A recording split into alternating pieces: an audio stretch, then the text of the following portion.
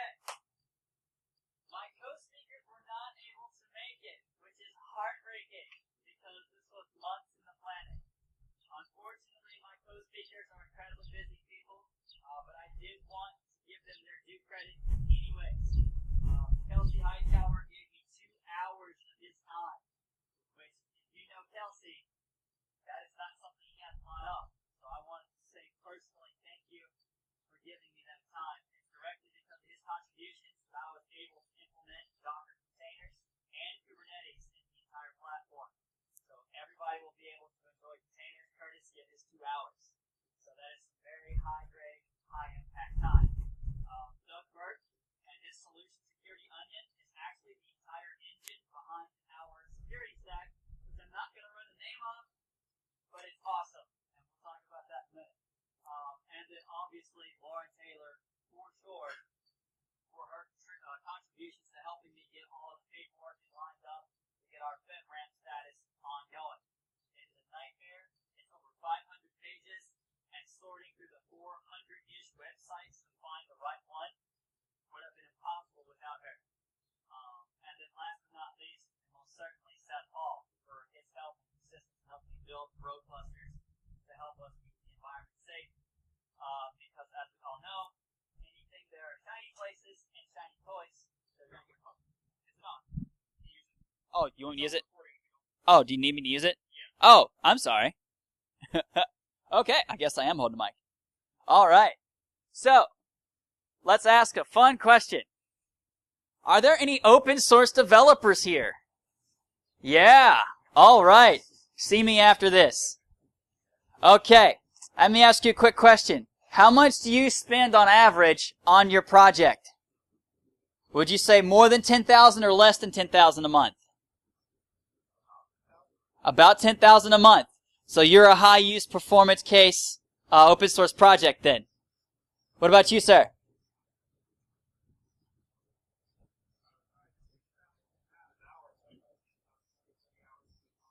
Okay. You spend time. The average project runs between $400 and $3,500 a month for an open source project to be continually leveraged, maintained, and upkept. Not considering time value.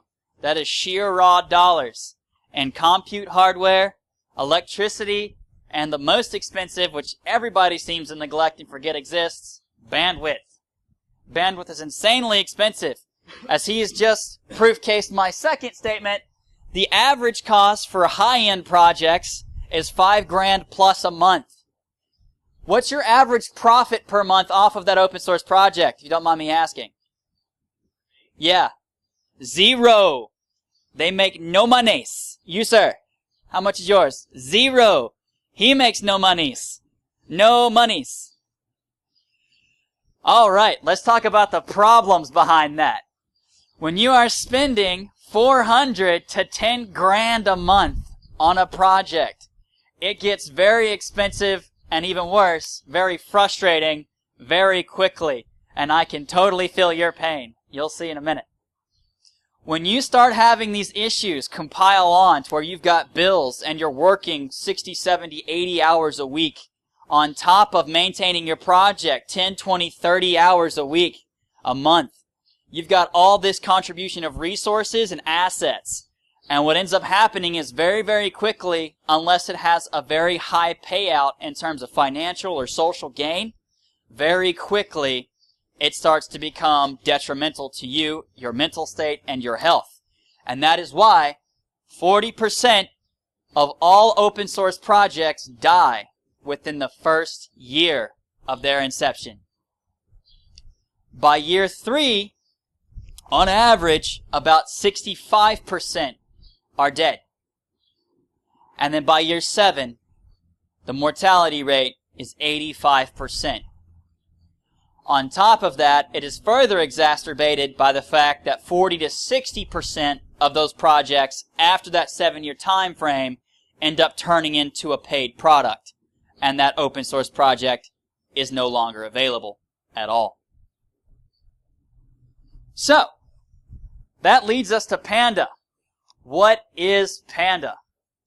Panda is an open source free access data center that I am currently building that is going to be FedRAMPed with an ATO 3PAL audit. So it's very frustrating, a lot of paperwork, a lot of headaches, but ultimately what it is an MSSP, MSP, IaaS, PaaS, DevOps as a service environment that is available to open source developers, research institutes, researchers, and nonprofits to leverage at no cost.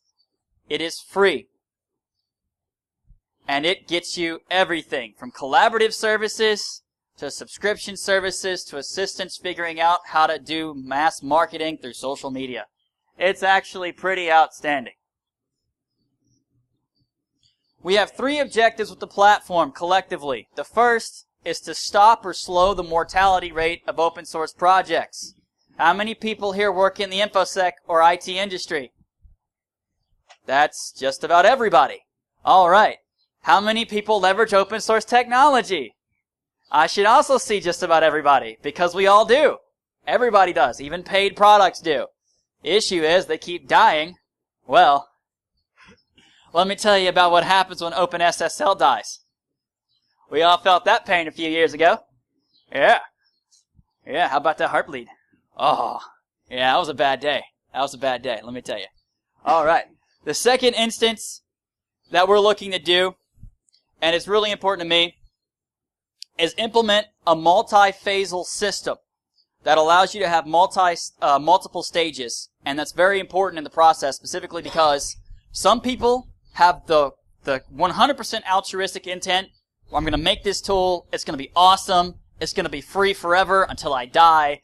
And then it'll be what it'll be. You got people like Linus Torvalds. We'll see what happens with the Linux kernel when he starts getting towards 60, 70. Hopefully he will hand it off. Maybe not. We will see. Then you've got people who have other products, and they're starting to look to capitalize on that, like Security Onion, for instance. And they build the platform out. They don't charge for it. They allow you to leverage it, but they'll build some kind of paid service behind it so you can pay for support. And then you've got varying degrees of success, from smaller end projects to something as huge as Red Hat, where they're $1 billion company. And it's a successful model, and I get it. Some people want to do it because they care, and some people eventually want to see something return, which at $10,000 a month, I hope you do. Oh, and then the third one, obviously, is social awareness, which we'll get to that platform in a minute. Now, the objectives on the secondary scale is what I'm looking to leverage is, with costs like yourself, the objective is to lower those costs. Ultimately and ideally, I want to hit at least a 75% reduction in costs. What we're looking at so far is an impact of 90 to 100% cost reduction to open source developers. So we're almost able to completely eradicate all costs. Now, there are some things that I just can't pay for. If you walk up and say, oh, I need this specialized hardware, well, you'll have to bring that to the table. But we can do the rest, and you'll see in a minute. Now, the other one is I want to fix the collaborative issues between open source developers. I have seen so many times, so many developers pour 70, 80, 90,000 dev cycles into 4 different tools that all do the same damn thing. So it would be fantastic if we could start getting those people in the same room so they could start collaborating and building far more robust systems on the same project. Whether that happens or not, that remains to be seen. But yeah, so this is the full breakout on the coverages of the services that we provide. It is a 24/7, 365 to be completed here very soon, also with a call center. Yes, I'm building a call center to support the data center. I spared no expense, and I half-assed nothing. It is an incredibly robust environment, and it's just pretty ridiculous. Again, it's free. Questions so far? Any questions? Yes, sir. What are the qualifications to get involved with your project? You have to be an open source project, a research institute, a researcher, or a nonprofit. Those are the only requirements. Any other questions? I have not, but that will be covered very shortly. And costs are actually something that a lot of people have asked about up until incredibly recently as last night. So I actually spent last night till about 2 a.m. actually building the spreadsheets. I want to say in advance, please don't freak out. It's up there. All right. These are all the key features that are currently implemented. Yes, there are showers. Please bathe. There's a conference room at our data center. If you need to use it, it's there. Please use it. Please use it. I did not spend hours and hours and hours building the ATC and VTC equipment for it not to be leveraged. So please use it. We have unlimited bandwidth. I'm not going to throttle you just because your project eats bandwidth. We have a 10 gig and 100 gig pipe. You're not going to eat my bandwidth, I promise. The universe will end before you eat that pipe. Now, we've got file services, data storage. I've actually built my own customized NAS solution. We'll cover that later. It's actually pretty ridiculous. Definitely what I would call not supported. Alright, so there's domain services, obviously global accessibility. We're building in VPN solutions. I need to find a firewall that doesn't make me scream at night. Preferably somebody who's a lot more comfortable with pfSense than I am.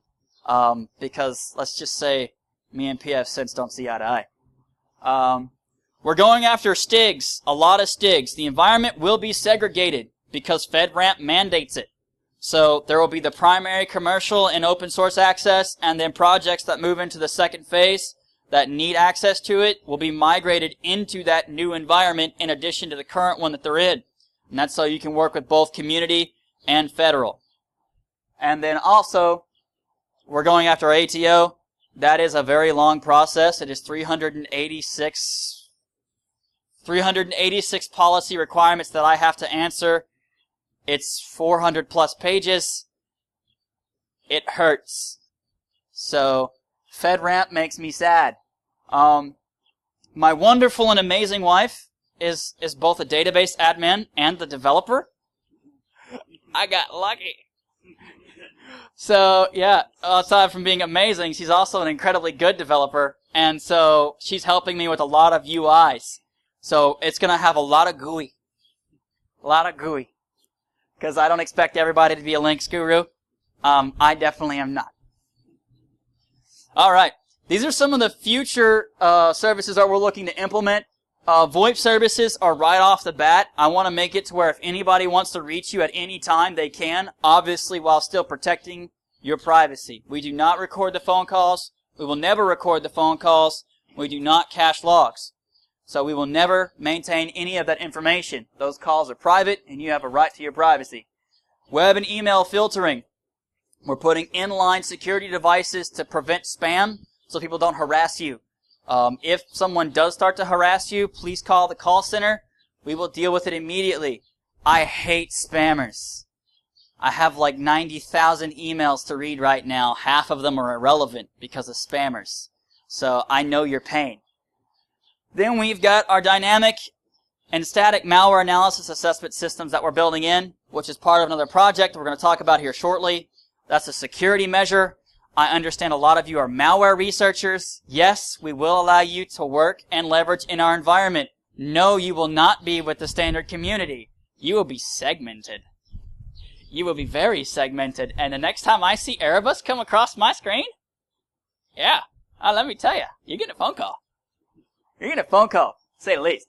So yeah, one of the things that we're really doing here that's actually catching a lot of attention internationally is we're building 3 open access supercomputers.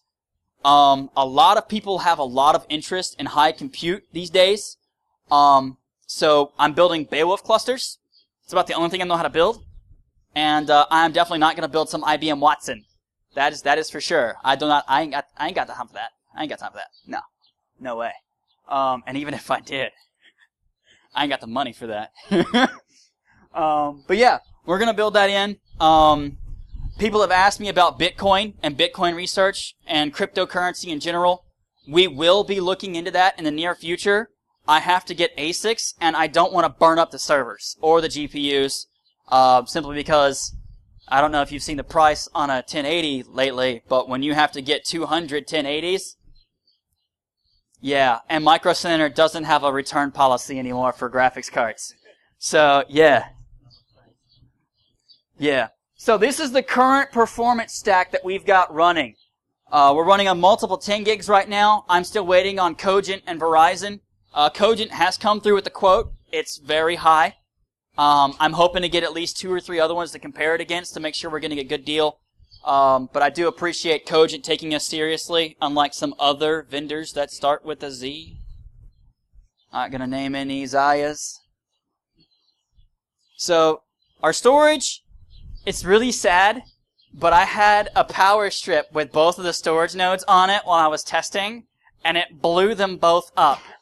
And it made me really sad. It was a very sad day. Luckily, thanks to the great people over at Micro Center, they honored my warranties, even though one of them was out by like a year plus. And they replaced all of the gear. They are amazing, and thank you. That was just outstanding. Please shop at Micro Center and get the warranty. It is absolutely worth it. Not marketing for them, but I'm just saying. So we've got about 356 cores right now. It's not a lot, obviously, but servers are expensive. But we are getting a lot of gear really quickly. I just picked up the first Blade server to test it, and that was specifically because I need to know how the hardware is going to interact with each other on a software basis before I just start grabbing massive amounts of gear with nothing to do with it. So, you got to figure that out and have to actually find out the actual demand behind the systems. And then, obviously, we're using OpenStack. But we're doing something, yeah. We'll cover that in a second. It's a very special, interesting OpenStack instance, to say the least. Background operating systems, we got OpenStack, Ubuntu 16.04 LTS. We're leveraging Debian, FreeBSD, obviously all open source. We were going to build an Azure cloud for a while there, but then Windows, some Microsoft people reached out to me and was like, yo, we charge for that? And I was like, nah. Nah. So that's been removed.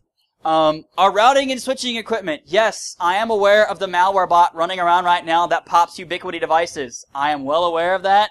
I've already taken care of that measure well in advance. And it will take a small act of God for them to get through our security stack, which, when you see the name of it, you're going to be like, wow, yeah. So, it's pretty awesome. It's pretty awesome. It's a lot of implementations in the security side. The rest of our switching is all SDN based. And it is incredibly robust. Our core switching infrastructure is called Heaven's Gate, and you will see why in a minute. So, this is where we're looking to go. Pending funding, of course. Multiple 10 gig connections across all the data center locations, all the 10 gig uplinks to our 100 gig backhauls. Right now at the Baltimore office, we're looking at hopefully getting 400 gig backhauls for aggregate 400 gigabit per second throughput. And that's just because bandwidth. People eat bandwidth like crazy. The overall outer storage set is in the 500 petabytes range. It's expected. We're running about 10 or 20. Is it 20? 10 petabytes of solid state caching, and then 2 petabytes of just pure raw RAM disk. And then we've got some 15K in there somewhere. That's server drives they ship with it. Yeah, we've already covered the gear. The only thing that we're looking to implement outside of what's already there right now is we're going to be putting in some HA proxy and Nginx because I'm building a transport layout for the uplinks with the backhauls, and that's just to put things closer to the customers and further away from you guys on your internal, and that's so it performs a lot better because they're going to hit at the 100 gig and you're hitting at the 10 gig. But obviously the benefit to that is once you upload it to the upstream systems, it's out there. And it's incredibly available, to say the least.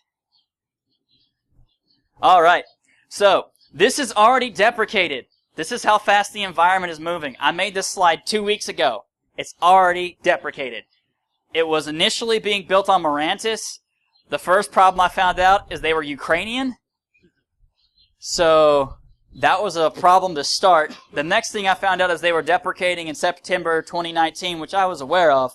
But I was going to wait for Okada to get a little more mature because it just recently came out. But then I started playing with Okada, and then I actually jumped into the IRC channel with the Ubuntu guys for the first time. And very, very quickly they convinced me, should probably just move forward. And that's exactly what I did. That was the objectives with the Marantz system, which was to eventually chop off the fuel system entirely and then just force an update to the entire OpenStack environment and just kind of watch what breaks and fix it. Hindsight 2020, that was a bad idea to begin with. This is what the global layout will look like once we're done-ish. So we're going to have a data center in Canada, 2 in the United States, 1 in Africa and Kenya. We're going to have 1 in Norway, 1 in Poland, 1 in South Korea, 1 in Japan, and 1 in Australia because I didn't want them to feel left out. Poor Aussies and their kangaroos. This is what the network looks like for one location. It is designed to sustain a 68% total catastrophic loss. It is specifically 68% because Azure is at 60. And that is because you took away my Azure, and I just like to one-up people. So instead of 61%, it is now 68. OpenStack is now the most robust cloud solution available in the markets today. Yeah, it's pretty great. It's pretty great. All right. Why some of the solutions that we picked and some of the layouts that we did? OpenVSwitch versus ML2. I'm asked this all the time. Can anybody tell me what the issue is and the difference is between ML2 and OpenVSwitch? Anybody? Nobody? Who in here is familiar with OpenVSwitch? Oh, that's just a bucket of sad. That's a bucket of sad. You should all Google it and you're all grounded.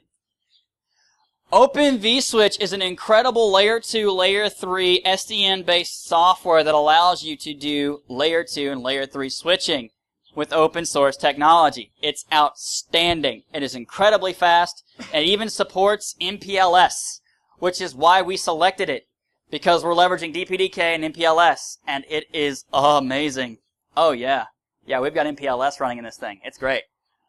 Issue is ML2. From all the documentation that I've read, and I have dug through a lot of it, and I've tried to reach out to the ML2 team, who doesn't happen to have an IRC channel that can be found anywhere. They only support Layer 2. And the issue with that is I want the developers as a whole to be able to do their own routing and switching and their own completely customized, internalized routing and networking. So if you want to build out your own network and build 400 different websites that help you maintain all of your APIs, your databases, or systems, or file transfers, whatever the case may be, I want you to have that available. And I can't do that with ML2. So, the Marantz system, Mikata, I already covered that. That's already deprecated. Like I said, this thing is moving incredibly, incredibly quickly. This is kind of how the traffic flow works. This is changing as well, very quickly. We've already eliminated Viata out of the stack. It did not perform to my needs. It performs well, but not to my needs. And that's why it's gone. BSD router is a monster. Has anybody played with BSD router? Good. Don't. No, do. I shouldn't say that just because BSD is hard. But you really should. It's an incredible open source routing technology. It's fantastic. Has anybody played with HA Proxy and Nginx?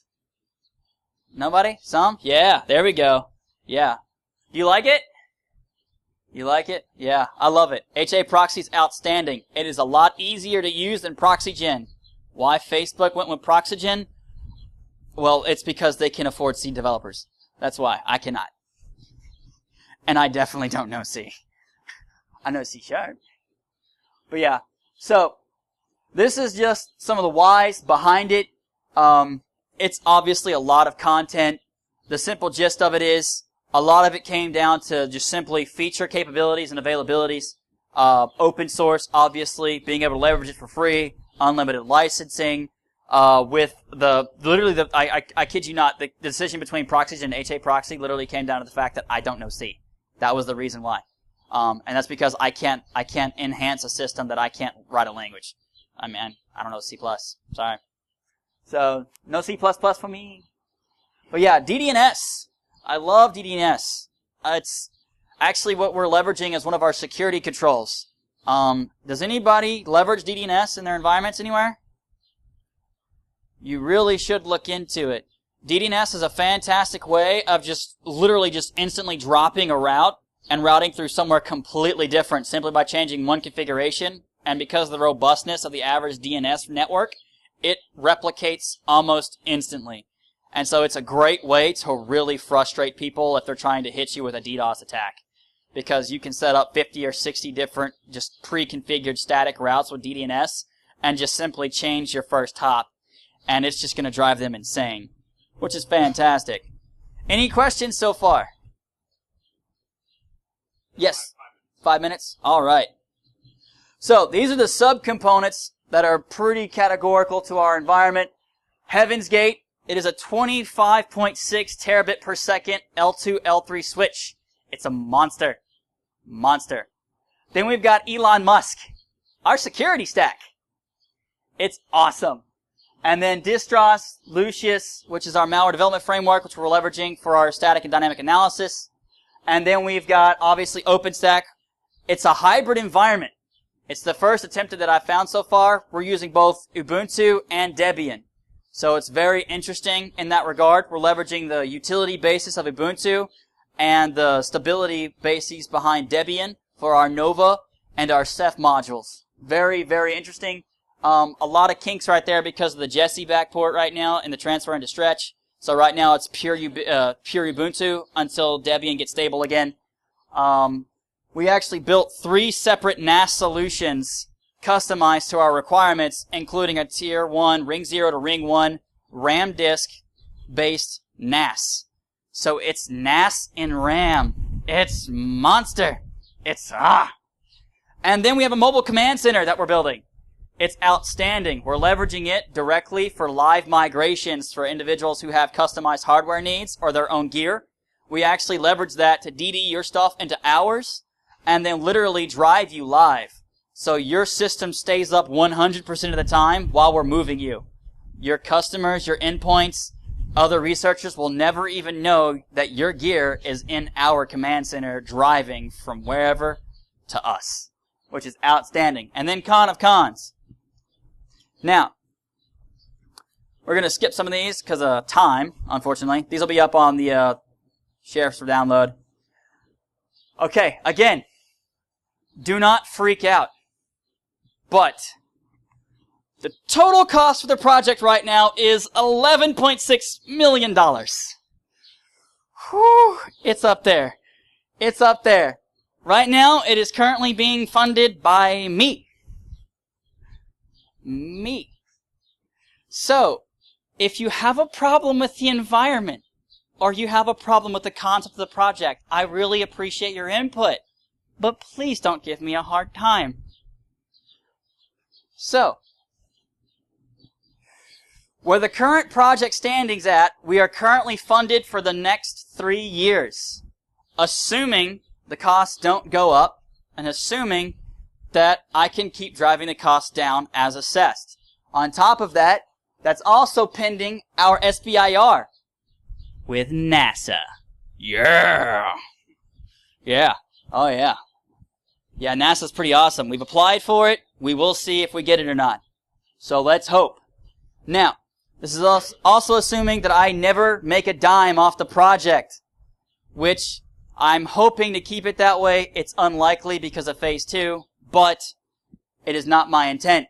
That's assuming no grants are ever given to us from anybody, which probably also unlikely, and also the fact that I never capture any contracts within 3 years.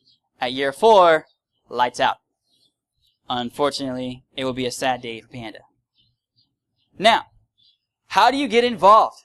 Just ask. Literally. Yeah, just ask. So please feel free, if you want to get involved, literally just hit me up on Twitter, talk to me directly, email me. My information is literally Googleable.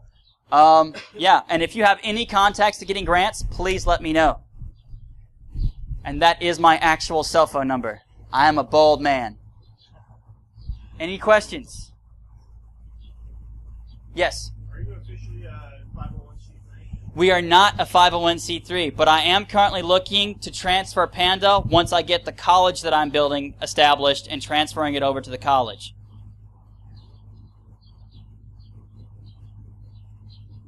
Yep. Awesome. Well, yes, thank you for your time. It was definitely a pleasure. And if you have any questions or you have open source projects, please see me. I would love to talk to you. Thank you all for your time. Thank you.